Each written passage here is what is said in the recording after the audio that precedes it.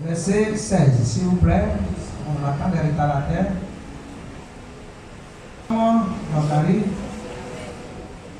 Il y a quoi des retardataires? Tous ceux qui resteront de toutes les nations venus contre Jérusalem monteront chaque année pour adorer le roi, l'Éternel des armées, et pour célébrer la fête des tabernacles. S'il y a des familles de la terre qui ne montent pas à Jérusalem pour adorer le roi, l'Éternel des armées, la pluie ne tombera pas sur elle. Si la famille d'Égypte ne monte pas, si elle ne vient pas, la pluie ne tombera pas sur elle. Elle sera frappée de la plaie dont l'Éternel frappera les nations qui ne montent pas pour célébrer la fête des tabernacles. Ce sera le châtiment de l'Égypte, le châtiment de toutes les nations qui ne monteront pas pour célébrer la fête des tabernacles. Ce jour-là, il sera écrit sur les clochettes des chevaux, sainteté à l'Éternel. Et les chaudières dans la maison de l'Éternel seront comme des coupes devant l'autel. Toute chaudière à Jérusalem et dans Juda sera consacrée à l'Éternel des armées. Tous ceux qui offriront des sacrifices viendront et s'en serviront pour cuire des viandes. Il y aura plus de marchands dans la maison de l'Éternel des armées en ce jour-là. Nous acclamons la parole de Dieu. Alléluia. Nous avons vu les fêtes que l'Éternel a recommandées à Moïse de communiquer à son peuple, le peuple d'Israël. Nous avons vu ces 7 fêtes, la fête de Pâques, la fête sans levain, la fête des prémices, la fête de la Pentecôte qu'on fête sans mai, juin, la fête des trompettes qui est octobre, septembre, octobre. Expiation, c'est la même chose, c'est tout le mois de septembre, octobre, et puis la tabernacle, on finit avec la fête du tabernacle. Nous avons vu les 7 fêtes. La Bible dit que toutes ces fêtes que l'Éternel a données à Moïse, s'est accompli dans la nouvelle alliance, a vu leur accomplissement en Christ. On a vu que la Pâque a vu son accomplissement en Christ, dans 1 Corinthiens 5, verset 7, dans la mort de Christ. On a vu que les pains sans levain ont vu leur accomplissement dans 1 Corinthiens 5, verset 8, dans la nature sans péché de Christ. On a vu que les prémices, qui se passent en mars, en avril, qui annoncent la résurrection de Christ, qui est 1 Corinthiens 15, 23. On a vu que la Pentecôte qui est en mai en juin, qui est l'effusion du Saint-Esprit, on voit son accomplissement dans Actes 1, verset 5. On voit que la fête des trompettes, son accomplissement, c'est le rassemblement d'Israël par Christ, par Matthieu 24, 31. Et on voit l'expiation, son accomplissement dans le sacrifice substitutif de Christ, Romains 11, 26. Et la fête des tabernacles, qui est le repos et réunion avec Christ dans Zacharie 14, verset 16 à 19. Alléluia. Bien-aimés, ce sont les fêtes de l'Éternel. Et Dieu nous recommande de célébrer ces fêtes. Alléluia. Nous voyons que Dieu, parmi ces 7 fêtes, il y a 3 grandes fêtes où Dieu demande, s'il est possible, de monter à Jérusalem, qui sont des convocations solennelles, la fête de la Pâque, la fête de la Pentecôte et la fête des tabernacles. Alléluia. Si on veut voir, ça dit même c'est dans le mois d'octobre même qu'il faut avoir les congés pour prendre les vacances. Parce que c'est un mois qui est consacré à Dieu. C'est un mois quand on regarde depuis le début, depuis où on sort de la trompette, le rassemblement à partir du 1er octobre. Bien aimé, le peuple se rassemble et puis on présente le sacrifice à Dieu. On reconnaît que c'est Elohim qui est notre Père. C'est lui qui donne la bénédiction, c'est lui qui conduit les nations, c'est lui qui est au-dessus de tout. Amen. Alléluia. Et après, on fait l'expiation, qui est le pardon, la miséricorde pendant une semaine. Et puis l'autre semaine, maintenant, on célèbre la fête de Sukkot, qui est la fête de la reconnaissance. Mais quand on voit depuis du 1er octobre jusqu'à presque mi-octobre, ce sont des offrandes, ce sont des sacrifices, c'est la gratitude, c'est la reconnaissance. Alléluia. Et même tout ceci pour demander à Dieu la bénédiction, la pluie. Alléluia. Pour que Dieu nous accorde sa pluie, Dieu nous accorde sa bénédiction. Donc si en réalité même on veut prendre des congés, c'est dans le mois d'octobre. Alléluia. Gloire à Dieu. Parce que c'est un mois où Dieu dit que tu convoques. Il ne faut même pas avoir même d'ouvrage. Quand on regarde dans l'ancienne alliance, on dit même ceux qui ne montent pas pendant la fête du tabernacle, Dieu les frappe. Parce que ça veut dire que Dieu tient ça. Alléluia. Dieu regarde là-dessus. Ça veut dire que Dieu considère. Alléluia.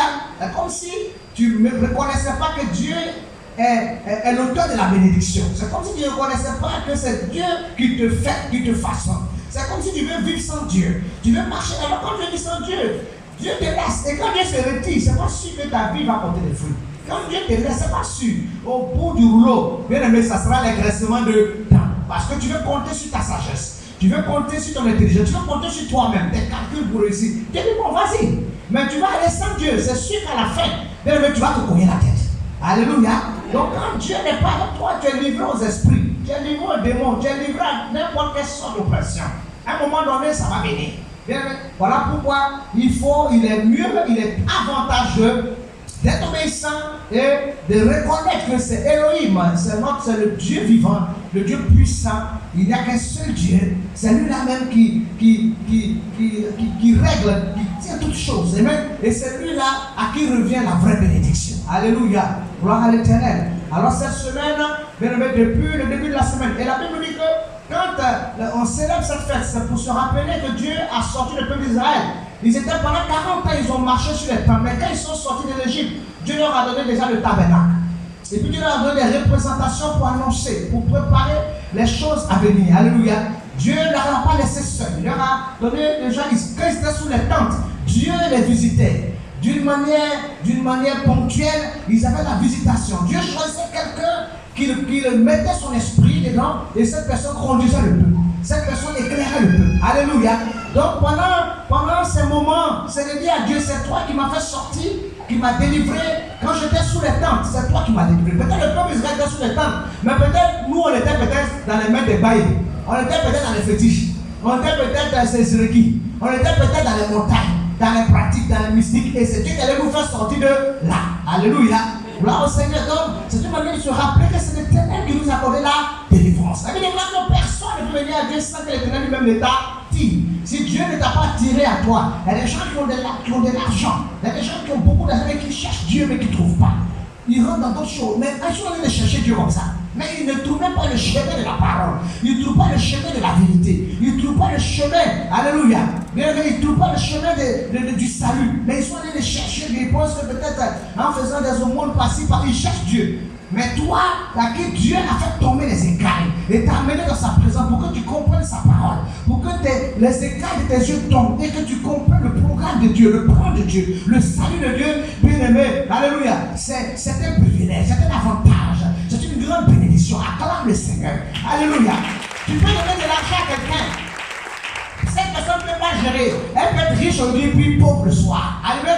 Tu peux donner des maisons à quelqu'un, il peut vendre demain. Mais le meilleur héritage que tu peux donner à quelqu'un, c'est son salut, c'est la parole, c'est l'évangile. Si tu as donné la parole, tu as donné l'évangile à quelqu'un, tu as sauvé l'âme de cette personne. Non seulement il vivra heureux dans le siècle présent, mais quand Dieu viendra le chercher, son âme aussi sera sauvée. Alléluia. C'est le meilleur héritage. Et même qui ne flétrit pas, qui ne se déprécie pas. Ça, c'est le meilleur héritage que tu peux donner à quelqu'un. Tu dis, donne la parole, tu donnes l'évangile. Partout il va répondre.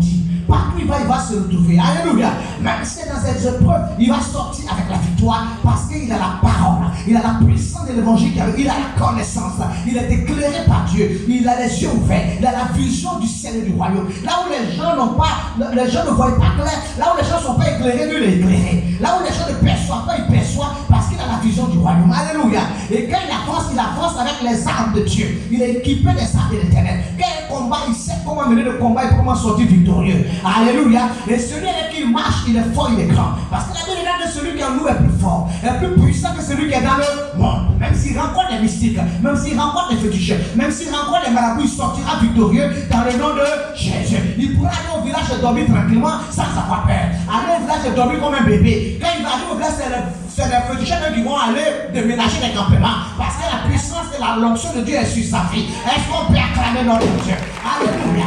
La meilleure chose, le meilleur héritage que tu peux donner à quelqu'un bien aimé, c'est la parole, c'est l'évangile. Et la Bible nous dit que quand le peuple de Dieu était sous cette tente-là, Dieu les visitait. C'est-à-dire nous-mêmes là, quand bien on ne connaissait pas Dieu auparavant, il y a des choses qui nous sont arrivées que, des fois qu'on nous explique, on devrait peut-être rester dedans. Mais on a vu, il y a combien de miracles qui s'est produit, il y a combien d'interventions.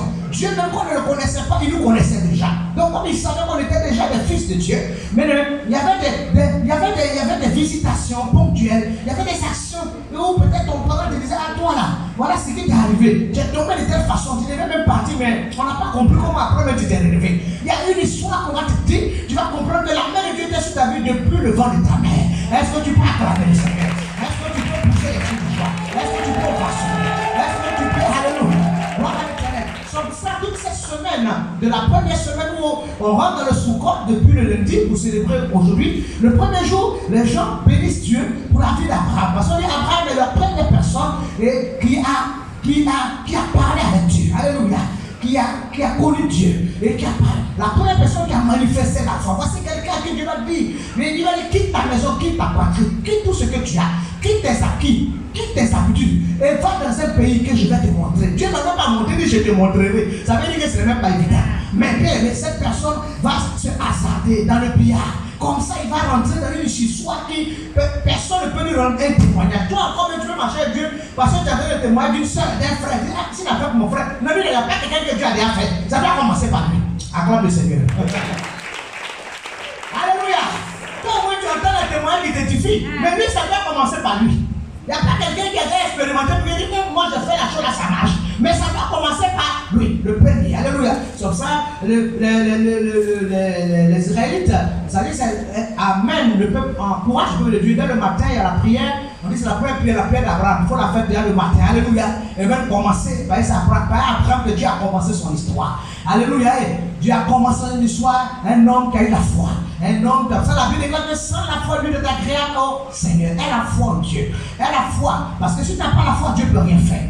Dieu ne peut pas marcher avec toi. Abraham a cru aux promesses. Dieu lui a donné seulement des signes. Il dit, regarde les étoiles. Aussi grandes sont les étoiles, aussi grande sera ta postérité. Il n'y a pas quelqu'un, c'est des signes que Dieu a donnés. Il n'y a pas quelqu'un qui l'a dévancé. Il fallait commencer par. Mais Abraham a eu foi. Et il s'est accroché. Alléluia. Je suis sûr que Sarah aussi, en tant qu'une matriarche, elle a eu aussi foi. Parce que quand les 3 anges sont venus et que Abraham lui a dit de préparer à manger, si tu n'es pas une femme de foi, elle va dire, ah, vraiment, toi, tu me fatigues. Même Dieu même nous a pas des enfants. C'est que les gens qui viennent des mendiants là, toujours venir, il faut préparer, tuer un agneau. Il nous apporte quoi-même. Elle allait murmurer. Mais ça fait que Dieu est dans la bonté. Dieu est dans le partage. Dieu est dans la liberté. Elle sait que dans le donner, il peut avoir une bénédiction, il peut avoir un miracle. Elle savait que c'est dans le donner. Alléluia. Parce qu'elle dit que Dieu a tant aimé le monde qu'il a donné son fils. Quand tu aimes Dieu, si c'est donné à Dieu, c'est que c'est le caractère de Dieu, c'est la nature. Tu es en train de prendre la nature de Dieu. Quelqu'un qui ne donne pas, qui a du mal à donner, c'est qu'il y a un problème. Parce que Dieu donne. Et si tu as du mal à donner, c'est qu'il y a un blocage, c'est qu'il y a quelque chose qui ne va pas. Et même tu n'as pas encore pris la nature, tu n'as pas encore pris le cœur de Dieu. Dieu a tellement aimé le monde qu'il a donné son fils unique. On n'a pas dit son deuxième fils, c'est que le seul qu'il avait, il a pu donner. Parce que, bien aimé, il a aimé. Celui qui aime donne. Alléluia. Je suis sûr que Sarah connaissait le programme de Dieu, elle connaissait que c'est dans le donner. Donc quand les gens sont venus dire que, quand ils ont mangé, ils sont venus dire que nous sommes rassasiés, qu'on a tellement bien mangé que l'année prochaine, tu aurais. Elle s'attendait à une bénédiction, mais elle ne s'attendait pas à ce genre de bénédiction. Elle a dit, là, ce qu'elle a eu là. C'était trop avancé. Peut-être elle dit, peut-être bon, Dieu va vous garder, mais elle ne s'attendait pas à ce qu'on a dit, tu vas avoir un enfant. Donc on a dit un enfant, elle dit, vraiment, je sais que quand on donne, Dieu bénit, mais où on est vieux ici, on est fatigué, moi-même je ne fais plus mes règles, je vais avoir un enfant. Donc elle a commencé même à dire, mais ces gens-là même, on donne son de me blaguer. Là, comme je suis une vieille femme là, moi je me blaguer vraiment, elle vient là-bas, elle dit sur les gens de flatter les gens, ça c'est la flatterie ça.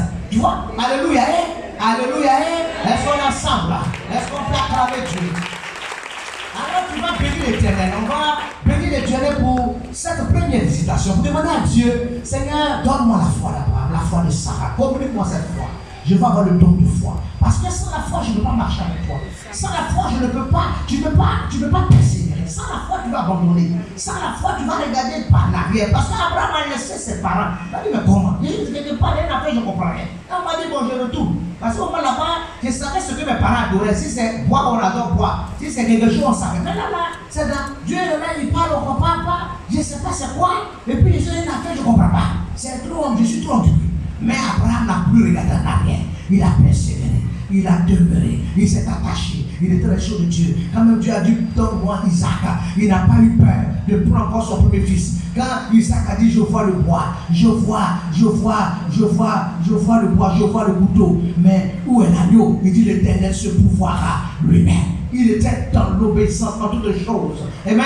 Gloire à Dieu. Jusqu'à ce que, quand Abraham était prêt à mettre le couteau, maintenant Dieu a présenté le bélier pour lui dire, il a vu sa foi. Jusqu'à où Abraham était pour aller Dieu dans l'obéissance, tu as besoin d'avoir cette foi. Que ce don de foi te soit transmis. Ce don de foi te soit communiqué. Que ce don de foi te soit transmis. Alors tu vas te tenir debout. Et tu vas dire, Seigneur, on va adorer par un cantique. Et tu vas prier le Seigneur. Donne-nous un cantique d'adoration, Seigneur.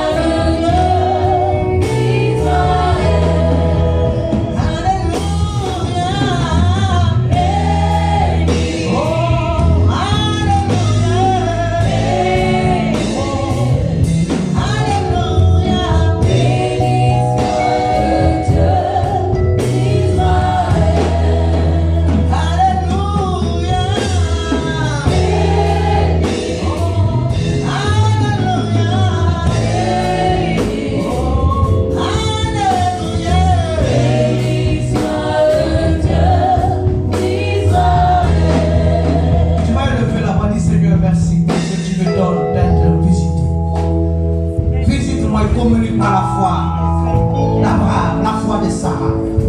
Oui, parle au Seigneur, parle au Seigneur.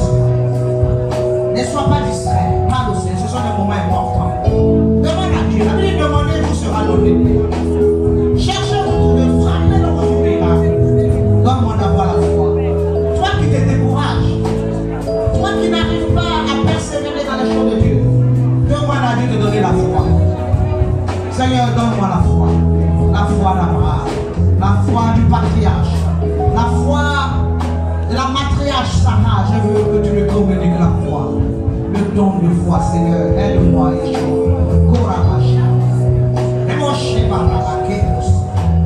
Demande au Seigneur, il le fera pour toi. Demande au Seigneur, il le fera pour toi. J'ai besoin d'avoir, de croire. Seigneur, j'ai besoin d'avoir le foi. Donne-moi le don de foi, afin que je ne sois pas ébranlé devant les épreuves. Devant l'adversité, donne-moi le don de foi. Parle au Seigneur. Dis à Dieu de t'aider, pour que tu puisses croire ses promesses. Abraham a cru aux promesses de l'Éternel. Il a cru aux promesses de Dieu. Il a cru aux promesses de Dieu. Il savait que les promesses de l'Éternel sont oui, amen. Il a cru à ses promesses. Et il est resté ferme dans la foi. Quand il même après que mon père avait fauté, et que Dieu lui avait dit, laisse Agar partir, il a laissé Agar et Ismaël partir. Tout ceci, parce qu'il cherchait Dieu. Il voulait être agréable à Yeshua. Il voulait que sa vie glorifie le nom de l'Éternel.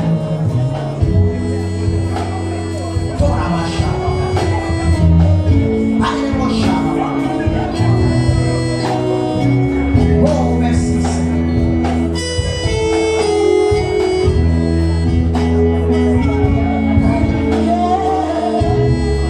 Oui, dis Seigneur merci parce que tu m'aides. Je vais avoir. La Bible dit que si même tu as un grain de séméné de foi, tu diras à cette montagne, offre de la jette-toi à la mer. Cette montagne supportera et se jettera. Un grain de séméné de foi. Que l'Éternel t'aide.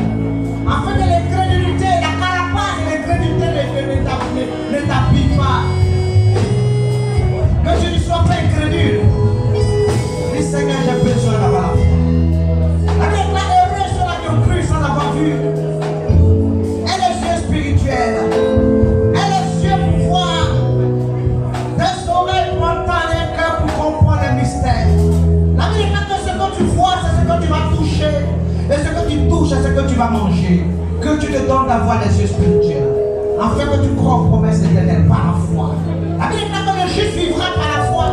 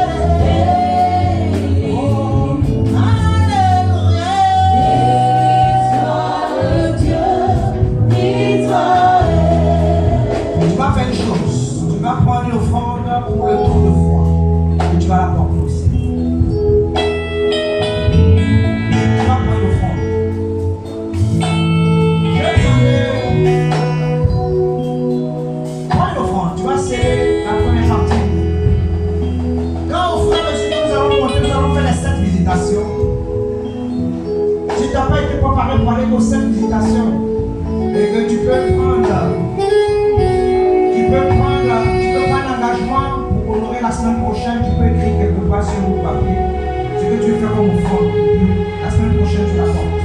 Prends ton offrande afin que tu sais